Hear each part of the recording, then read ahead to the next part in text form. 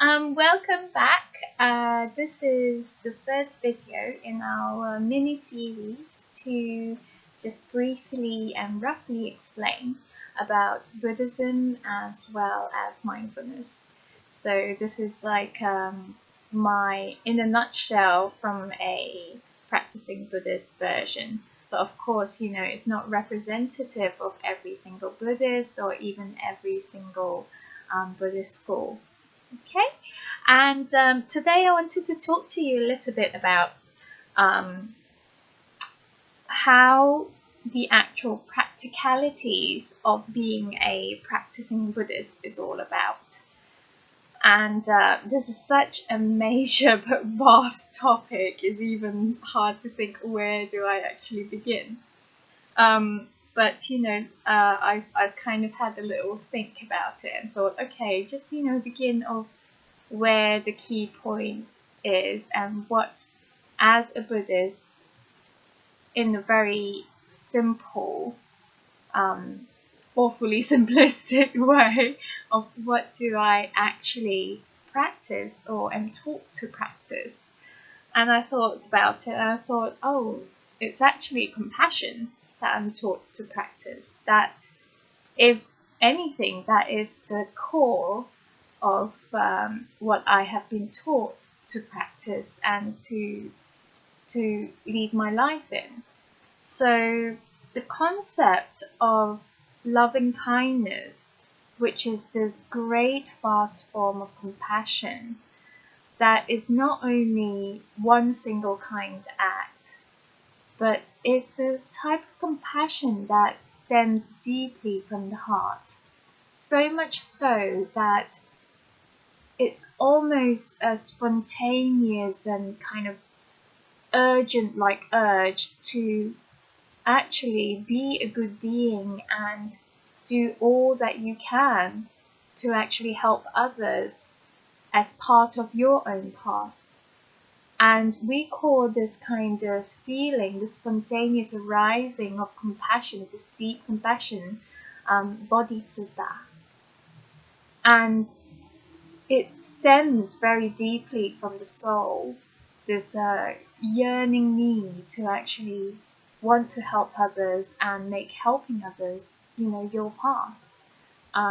Which means that, whether it's intention-wise, it's action-wise, or whether it is, how you live, what you do, you try to extend all of that into compassion. And people who choose to walk such a path, to walk spontaneously and very determinedly, of course it's not an easy path if you think of the different characters around the world and also the different things we have to face in life that life can unexpectedly throw at you, which is part of life. So we call these great determined, loving, kind people who are so determined to actually help others as part of their path of cultivation, in that they don't only want to achieve their own liberation, but the liberation of others is also their own liberation. Their liberation is the liberation and enlightenment of all other beings. It's that kind of great, vast love. And we call these beings as Bodhisattvas. So those who walk this path, and it can be, often it can be the great enlightened Bodhisattvas of the past, or in the kind of divine form that has come back to help people in this samsara world, or it can be those who in this lifetime feel that need and that want to have this vow to actually walk this path in hope that when they leave this samsara, they can then get to the Buddha land and achieve enlightenment through actually helping others. So what a beautiful way to become enlightened. And so those are the keys of a lot of what Buddhism is about and why we practice Buddhism. And my guru has said that, just having compassion in itself is not enough, because you also need compassion to go together with wisdom. So they are two things that intertwine and go hand in hand. So you not only need compassion, but you also need wisdom, both together, because they work hand in hand. Without one or the other, it's very difficult to become an enlightened being, which in any scenario I'm sure we can extend to, because having that compassion to actually sometimes, even when they say doing good can be actually harming others. So it's those kind of situations, if you don't have the wisdom to differentiate whether, when, or what you should do to be helping others. For example, if someone has a headache and you just think, okay, I'll just give you some paracetamol, but what if that person is allergic to whatever medication you're giving them, and you could cause an allergic reaction, and that could therefore harm them rather than help them?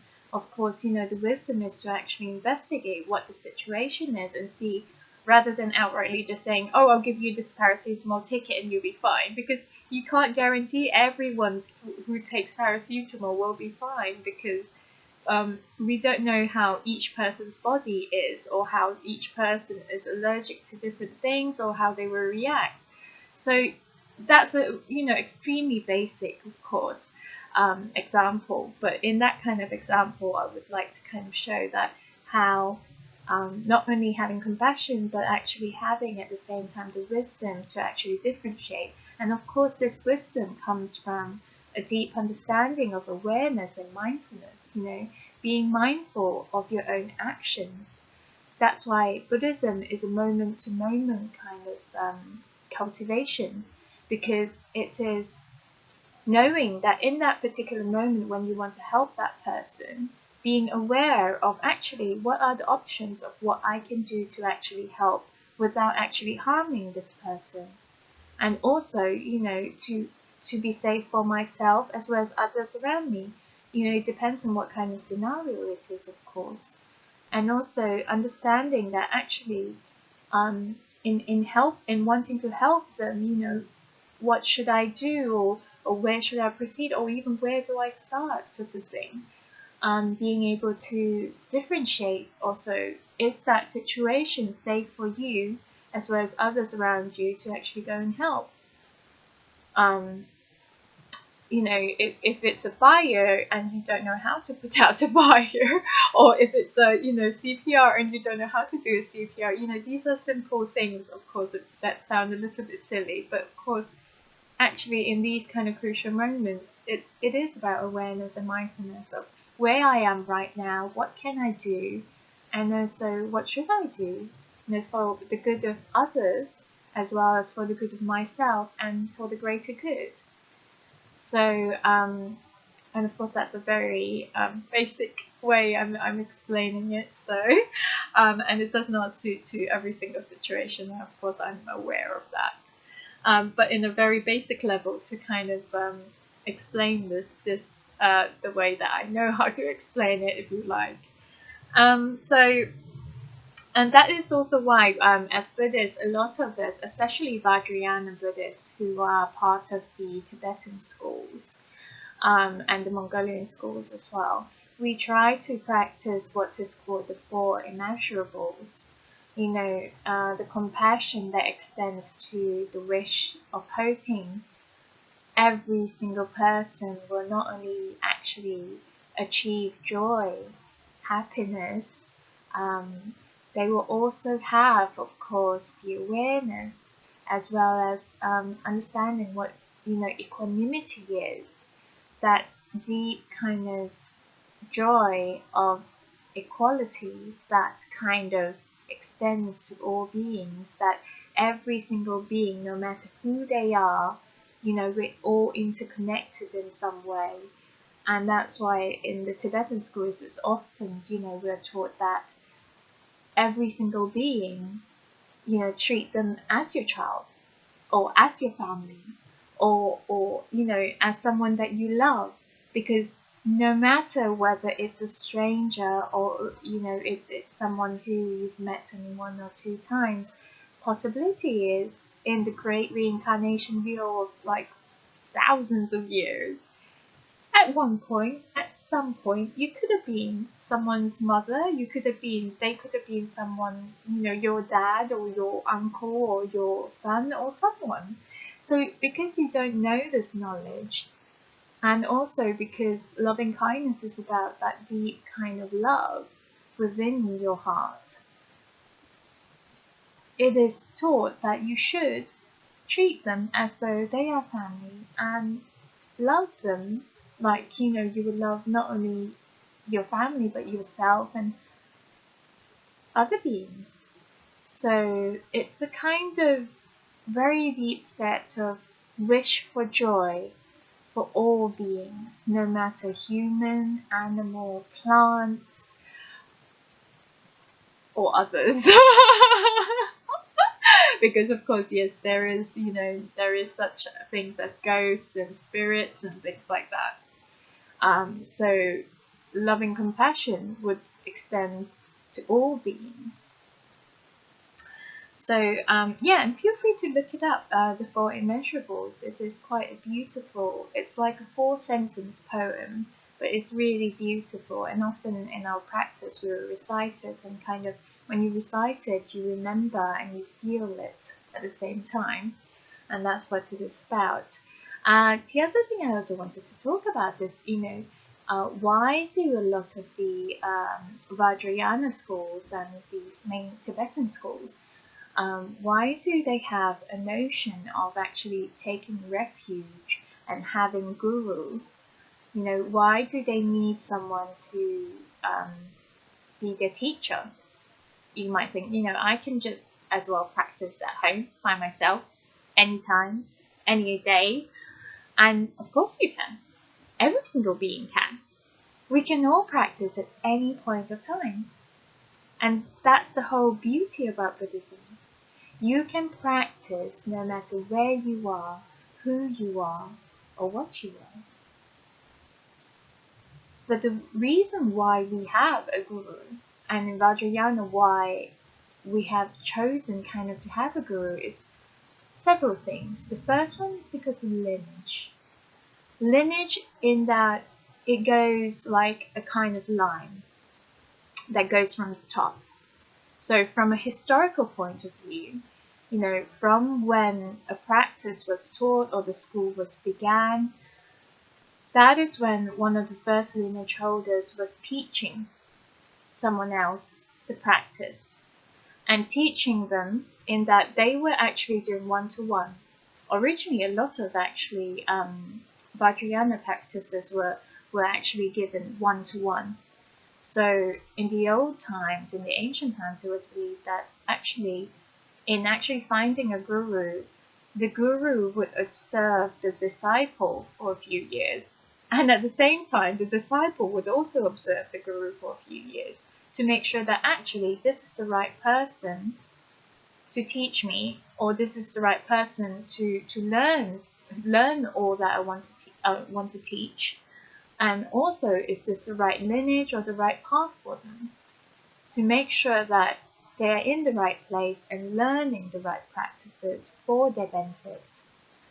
So a lot of Vajrayana is very much a one-to-one. It used to be a very verbal in that it was an oral transmission. So a guru would kind of teach that one particular student, whatever the one mantra or the one practice, and that is it. Then they would go away and practice it, and they would not be allowed to actually share the practice with other people. Because in Vajrayana it's believed that there's such a thing as affinity. Affinity in that what you have a connection with, and what is best for you to actually do. Because when you have that connection with, say for example, a personal deity, a particular deity, it's believed that it's actually easier to connect. It's like, for example, if you met someone, and there's thousands of people in this world, if you see that one particular person start talking and you just suddenly click, Whereas you could talk to another person for hours, or even like try to talk to another person for hours, and that click is not there. It's that kind of affinity, it's that kind of relationship. And so the guru is then able to kind of help you in this affinity, in that, you know, this is the deity that, you know, you can practice, and what's the mantra and this and that. So they become not only a physical guide in this world, they also become like a kind of parent figure who is maybe a father or mother, who guides you on your path, so that if you have any problems during your cultivation or practicing, they're the first port of call you go back to and ask questions to, you know, the downright details to how do I actually sit and breathe. You know, they're the ones who tell you and teach you. So this is how the origins of Vajrayana actually comes from, and how the practice has been. And of course, in today Vajrayana, there are different types and different forms of Vajrayana as well. But it's still believed that actually the guru is of utmost importance, because the guru is not only that person responsible for teaching you, you know, and also your first port of call, but that you have a deep connection with the guru, in that it's often that you become someone's student not because of just that moment kind of connection, but it's actually, it runs much deeper than that. It's believed that it could be also a past life connection and so forth. And also that the guru in Vajrayana is of utmost importance because they represent the lineage. So your guru, because it has been given, practices has been given one by one to one, it's actually filtered through the years all the way down. So your guru not only represents himself, he or she also represents the lineage. So the whole connection of all those who have practiced before you, who have achieved enlightenment, who have, you know, achieved some sort of teachings or connection to the great supreme universe, and, you know, who has linked with this cosmos, and therefore is able to connect back to this cosmos and actually give you the required empowerments, you know, that lift of energy, as well as that seed to practice, so that you will have that seed, the proper right seed for a certain particular practice. That's why we often have to go, we often have to practice a certain particular deity, and we have, before actually practicing in Vajrayana, it is required that you go and ask your guru's blessing, so that they can give you the seed of this practice, because they represent the lineage and they have the seed that's been, you know, given down, passed down from the different gurus. That's why each person in Vajrayana who's a practicing Buddhist could be doing completely different practices, which is also the beauty of it, because there's no one thing fits all kind of policy. The beauty that you're acknowledged as an individual being, and that you're different and you're unique in your own way, and therefore you practice what is right for you. And that is why we also have the guru, because they are like this responsible figure who then answers back to the cosmos and answers back to the lineage of what you are doing and how, you know, how well you are doing. It's often said, you know, a guru is often like a father or mother who takes care of you like you are his or her child. So, in a very simplistic way, that is how I explain the guru. So, and also the lineage system. So often each of the Tibetan schools will have their own lineage system, because they think also passed down through the one-to-one method a lot of the time. So that's why you would see a lot of Tibetan Buddhists would say, oh, my guru is so-and-so, or he or she, or who is a Rinpoche, which means like precious jewel. So or a Vajra master, and so forth. And so that's a little bit about the Guru. In terms of my own personal experience probably is a little bit unusual, because I have followed my Guru since I was 16. So, and it's really strange for a 16-year-old to actually want to practice Buddhism. And I was this very stroppy and hormonal and angry teenager that I still remember. And somehow I found that, of course, my mum was also a practicing Buddhist. And when we went to the temple and meditate, I found that actually when I meditate, this kind of angry angst, and it's like this kind of angry monster inside of me suddenly started dissipating, which I found very, very interesting. And this is one of the things that led me to want to explore the practice of meditation more, and also Buddhism as a 16-year-old, which is quite unusual, I suppose.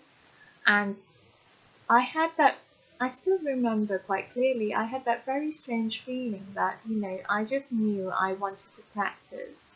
And I also knew that, my Guru is the right Guru for me.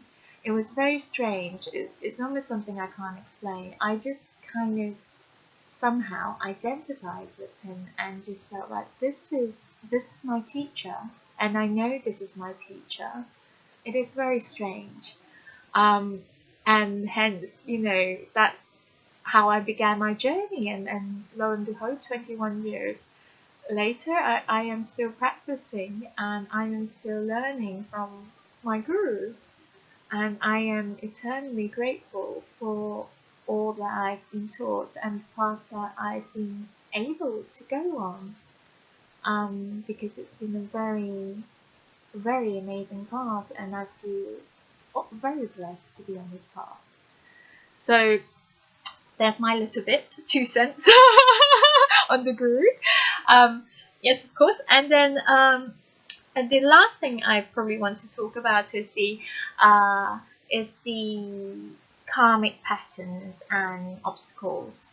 A lot of people find that, and especially because I have done some therapeutic work as well, as a Reiki practitioner, in giving others Reiki, and in able to teach others yoga and teach meditation, and also do the Tibetan singing bowl as a therapist. I've found that, there's a lot of things that actually do show up in terms of karmic patterns and also obstacles through different forms. And how do I explain this? What I've discovered and what I've found to be quite true in my observation, and of course you could argue otherwise, so that's completely fine. I'm not here to argue with you anyway. I have found that actually a lot of it is free will, and a lot of it is also karma. So in terms of, if you say a rough proportion, it's almost as though it's 1/3 is karmic patterns. So karma from past lifetimes, or karmic patterns in terms of cause and effect of what you're doing, and then what comes back at you in this lifetime as well as past lifetimes. And then, karmic patterns also, who you are born into, which family you are born into, and your relationship with your parents or your spouse and things like that. Certain things there is a pre-karma there that has given you a possibility map, for example. So you are born with a possibility map that says, if you follow exactly how the personality that you're born with, or the personality that you've developed into, this is the possible route that will span out for you. And those who study the art of the 8 pillars, Bazi, will probably know about this. The ancient Chinese from thousands of years of civilization and thousands of years ago was able to decipher that in your own birth date, the actual day of your birth, the month of your birth, the time of your birth, and the year of your birth, the energies that you bring with you during this birth time, they are able to decipher down to information such as your personal relationship with your parent, your spouse, your children.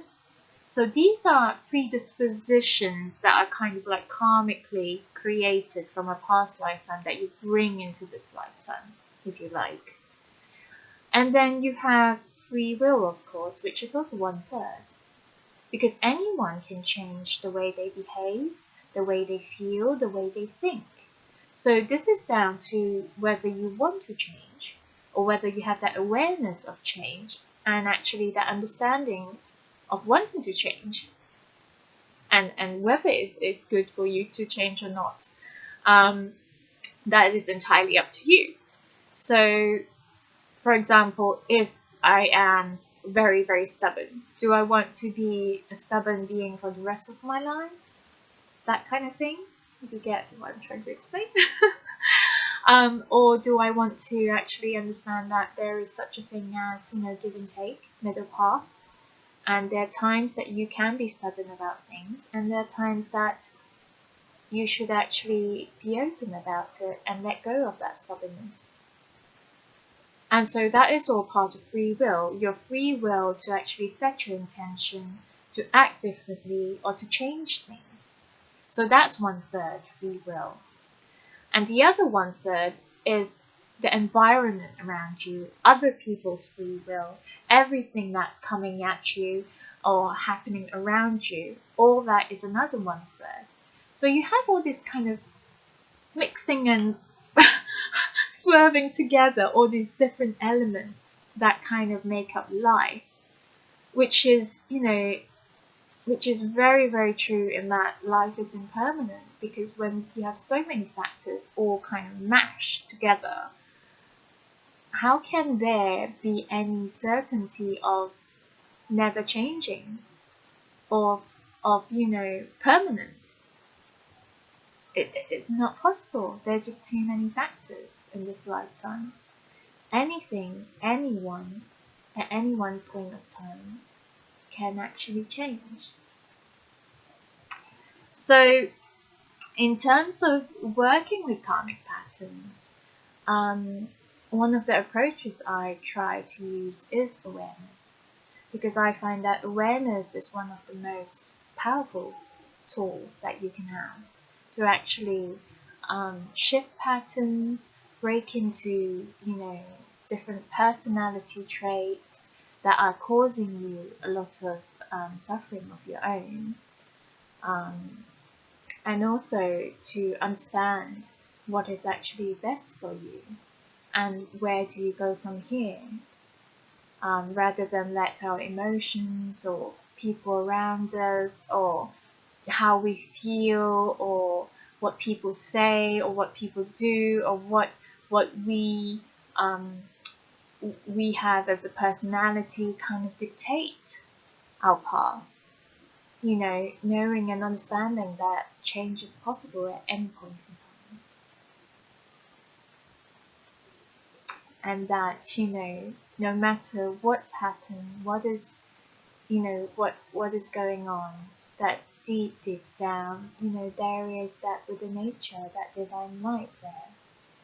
And all will never be completely lost. So that is my little bit of 2 cents on this topic. I will also put up a few slides at the end. I hope hopefully it works as well. I'm not quite sure because I'm just recording right now. So once I edit the video, and then I'll put a few slides in for your reference and all the things that I've mentioned that you can hopefully catch up on at the end of this video. So thank you again for joining me, and I hope you are enjoying the series, and please take good care. Bye.